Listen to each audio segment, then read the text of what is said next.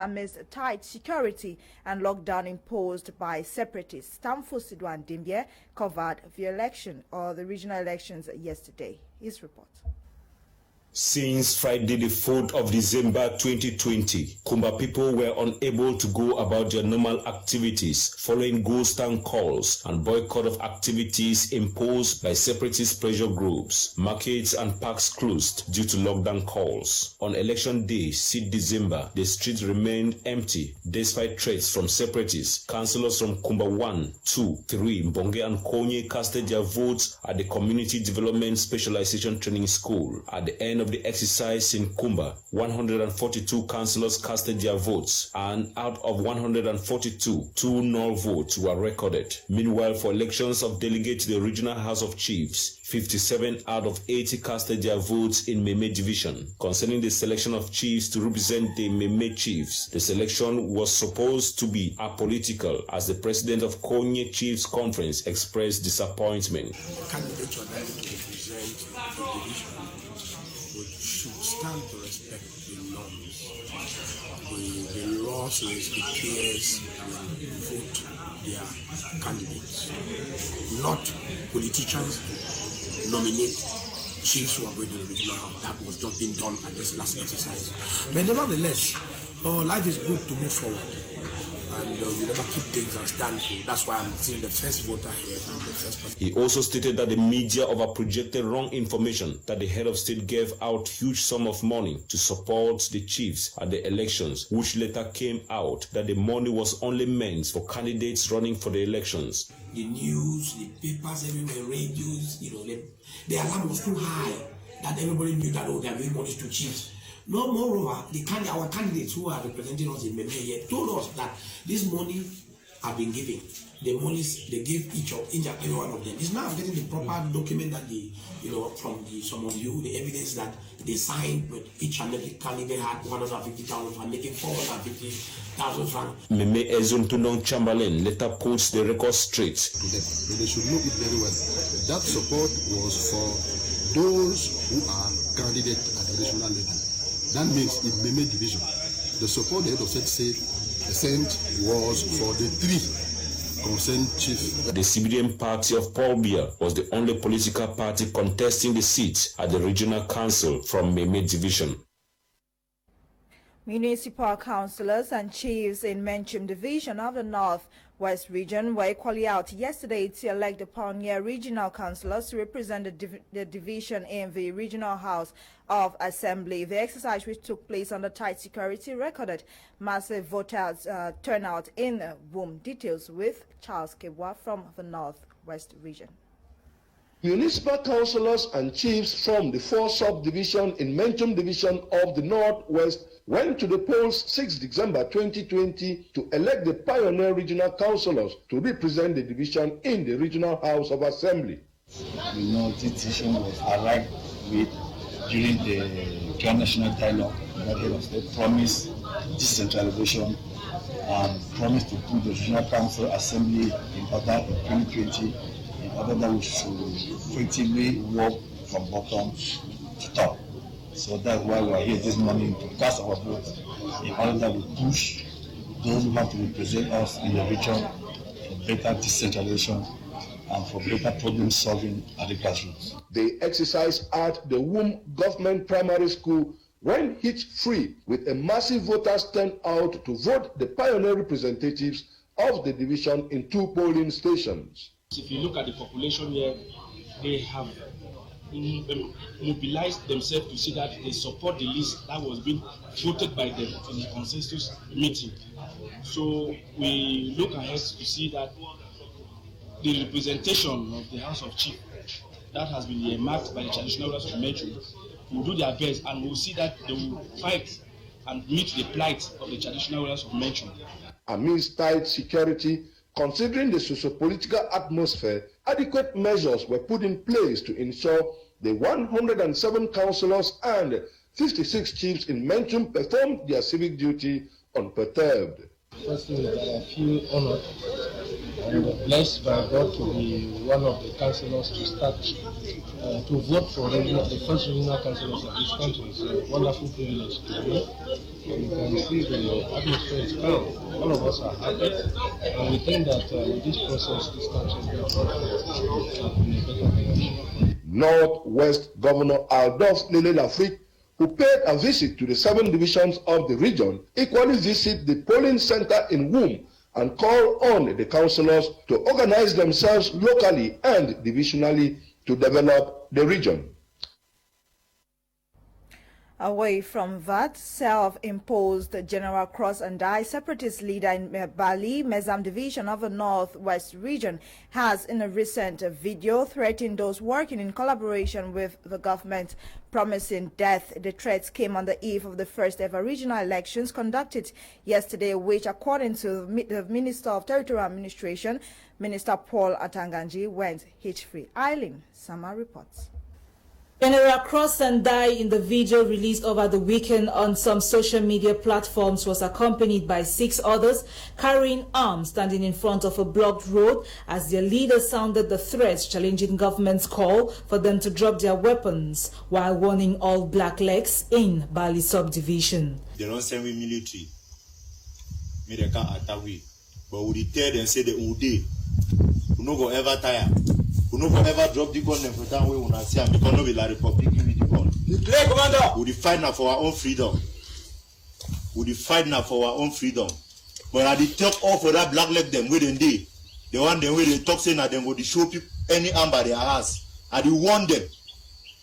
This night so I go the cash person I will put inside house so move it through. He also made reference to the chiefs in the restive regions, warning them that the separatist fighters are no longer in for federation but separation and will never give up on their quest nor drop their weapons. Any chief wey say one go now wait, we no dey now for that one. That time we don't pass. We no dey for no federation. That time we don't pass. Separation. We dey now for separation direct. However, the threats which came on the eve of the pioneer regional elections of December 6, 2020 did not mar the election process, said to have been conducted hitch-free in the restive regions and across the national territory, as revealed by the Minister of Territorial Administration, Paul Atanganji, who appreciated the efforts of each and sundry. From the opening of the voting station to closing at 6 p.m., and the city authorities gave a minute-by-minute report of the process in all the electoral constituencies in Cameroon. At this moment, the Minister of Territorial Administration can say in clear terms that the election of regional councillors took place nationwide in a serene, calm and peaceful atmosphere. No incident likely to cast doubt on the credibility of the polls or the sincerity of the results of the ballot box. It is worth noting that the pioneer regional elections took place amid a 4-day lockdown in the 2 restive regions imposed by the separatist fighters. Security officials in Balingang have apprehended a young boy who attempted to sell the remains of his father. He was caught in the act thanks to the intervention of his sister and forces of law and order. Law enforcement officers have equally called for vigilance and collaboration with the local community. Details with Nora Kakebi in the report that follows.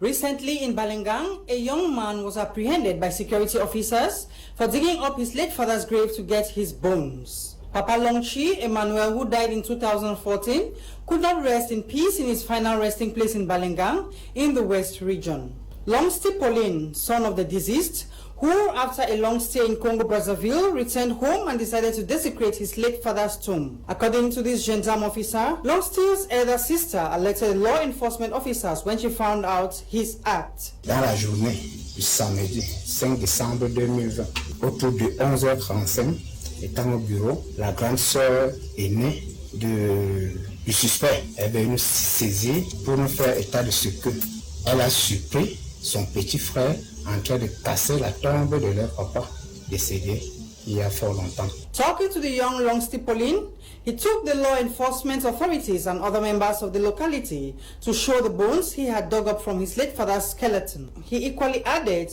after having been apprehended, that he suffers from dementia, which provokes him to carry out such acts. Je suis entré à l'intérieur, j'ai essayé de ramasser, parce que ce que ça m'a dit, j'ai ramassé, j'ai entassé pour que toute la famille et tout le monde voit. Après, j'ai essayé de tracer le champ, j'ai essayé de marcher. Quand je dis marche, tracer le champ, c'est marcher. Quand tu as ramassé, tu es allé où? Je suis redescendu. Quand je suis redescendu, je suis passé par là derrière. Je ne suis même pas monté sur la maison. Je suis redescendu. J'ai essayé de... Parce que ça là, ça me dit vraiment. The company commander of Mboda, Peter Alobwede, has used this opportunity to sensitize the population of Bambutus and Balengang in particular, calling on more vigilance and collaboration with authorities of the law. The population has to be vigilant, and the gendarmerie equally has to be very, very vigilant. We count on the collaboration between the local population and the gendarmerie so that people can carry out their normal activities in this area without any problem. Longsti Pauline is currently under custody at the Balengang Gendarmerie and will be brought to book in the coming days. Some solar panels, together with other health facilities, have been inaugurated for use at the St. Odile Health Center in Ekiti, Edea, happening under the patronage of the British High Commissioner to Cameroon. The gifts were offered by the non-profit Strategic Humanitarian Services, Shumas Cameroon, in partnership with the British Schools for Africa. Darling Gonde completes the story.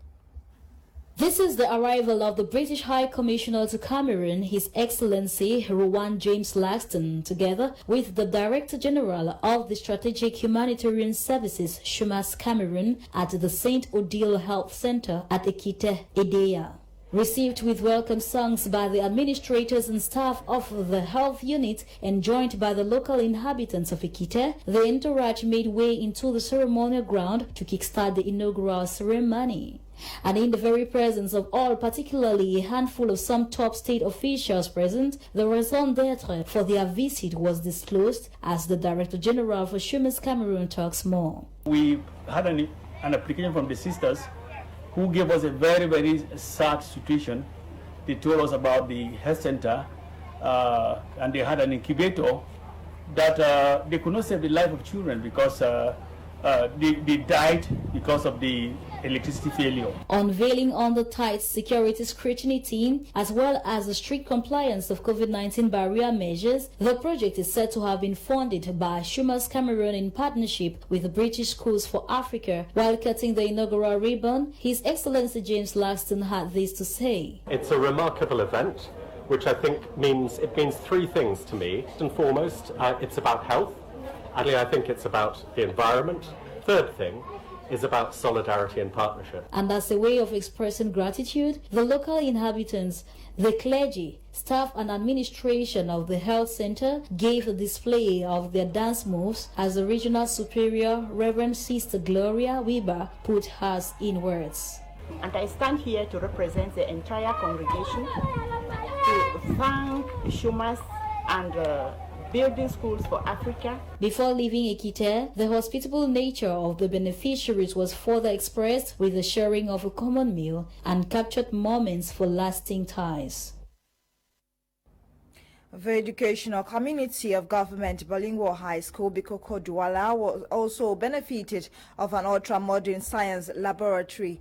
The handing over ceremony took place in the presence of the British High Commissioner to Cameroon. This is a donation from the non-governmental organization Strategic Humanitarian Services. Darling Gonde reports.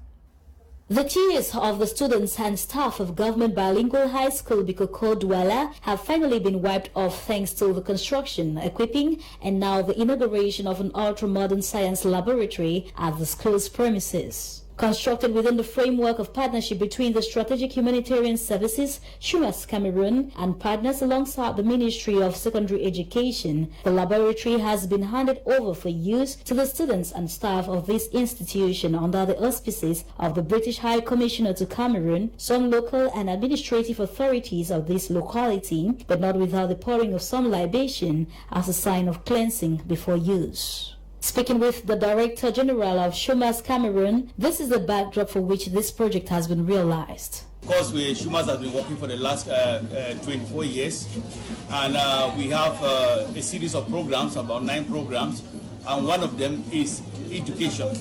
And the one that has brought us here today is education.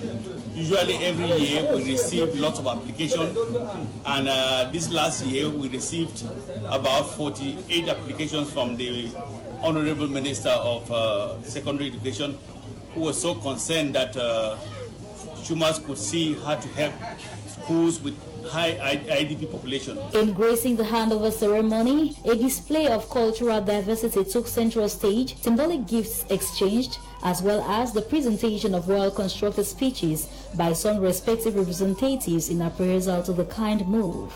After unveiling and touring round the newly constructed laboratory, the British High Commissioner to Cameroon had these remarks to make. It's a very impressive set of practical material, physics, chemistry and biology. And what's this going to do? It's going to help, of course, the individuals. Meanwhile, on their part, this donation can be termed a dream come true, as the Vice Principal of GBHS, Bikoko Douala, appreciates. If some of us can imagine, we have been asking for this for a long time in this school. We have missed a lot of students and complain every year, difficulties where they are now. The classes are always too congested where they are, even the laboratories where they go. So with this, we are very happy. And to this science student, the laboratory will go a long way to help them for these very reasons. There will be no need of us bearing the risks of paying transport to go to schools in town. We will now have to graduate from Form 5 and continue our high school lessons and studies here in our school. With the sharing of a common meal and the capturing of a family picture, it was indicatively a wrap to call the ceremony successful. The Higher Institute of Business Management and Technology, HIPMAT, Douala officially welcomed some freshmen and women into the institution over the weekend. This was during the second matriculation ceremony of the University Institute, which recorded the newly admitted pledging to abide to the rules and regulations of the institution. Darling Gonde in the following report.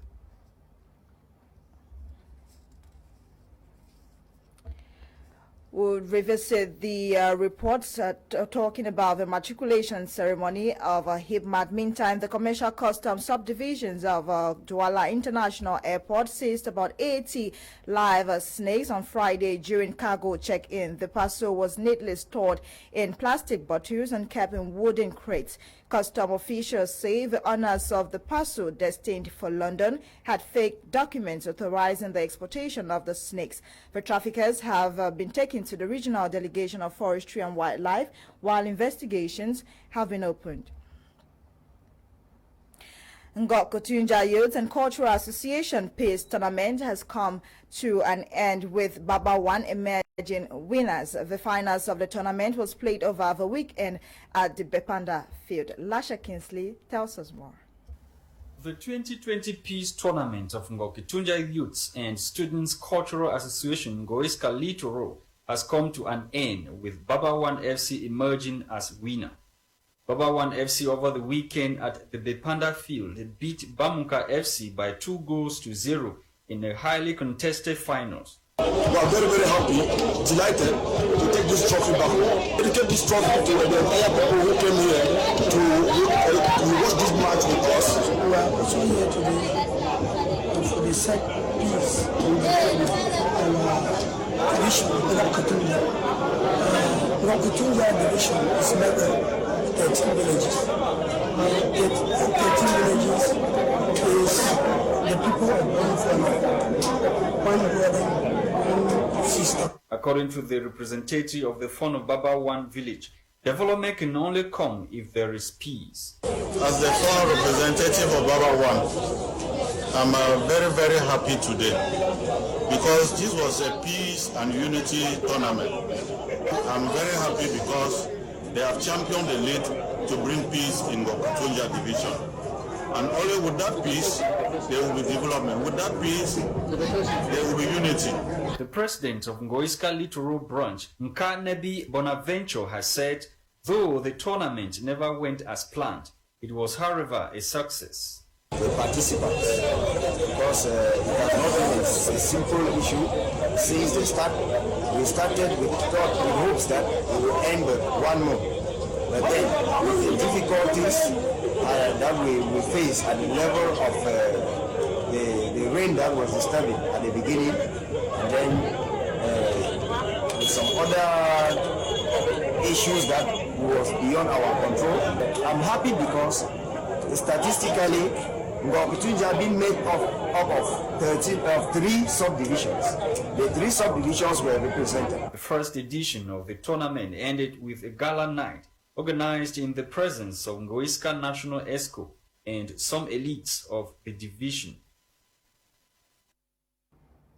The new Southwest Regional Football season will kick off on Sunday, December 13, 2020 in Tico. This information is the substance of a communique signed by the Secretary General of the Southwest League of Fcfa. According to the release, Tico United will challenge the Tekieso Memorial Sports Academy in the launching game. In another communique, the SG announces that the General Assembly of the Southwest Regional League will take place on the 12th of December 2020 at the Fcfa Secretariat in Boya. There has been no active football in the region since the unprecedented outbreak of COVID-19 in March, which caused the cancellation of the 2019-2020 season. Out of the country, Ghanaians visited the polls earlier today to vote in a new president that will man the affairs of the country for the next 4 years. Stay with us. We'll bring you developments of this on a subsequent edition of Prime News on My Major Prime. We've come to the end of today's edition of the news produced by Ewane Airline Olinga, coordinated by Lasha Kingsley. My name is Gianda Pelgin Blanche King. Until we meet again tomorrow, 6:30, God willing, for another edition. Stay tuned to My Major Prime at 7 p.m. Prime Hour will be live with Leonard and his crack team of analysts you don't want to miss. Happy viewing and good night.